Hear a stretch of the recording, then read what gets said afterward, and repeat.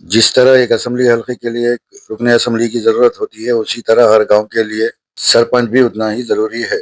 इन ख्यालात का इजहार मुनगोड़ के रुकन असेंबली कोमटिरेड्डी राजगोपाल रेड्डी ने कहा। గుడి ఇది గుడితోటి సమానం, బడి కట్టాలని నిర్ణయం చేసినాం. సపట్లు కొట్టండి. బడి కావాలన్నా వద్దా? మీ బడికి 2 సార్లు వచ్చిపోయినా చూసిరా? టీచర్లు లేకపోతే నేనే సొంతంగా 3 వాలంటీర్లను పెట్టి 40,000 జీతం ఇస్తున్నాను నెలకు. బాధ్యత మీ అందరిది, అభివృద్ధి చేసే బాధ్యత నాది. ఖమ్మంపాటి జ్యోతి కత్తెర గుర్తు. ఏం గుర్తు? కత్తెర. కానీ మా జేబులు కత్తిరియొద్దు మళ్ళా, ఇప్పటికే జేబులు ఖాళీ అని.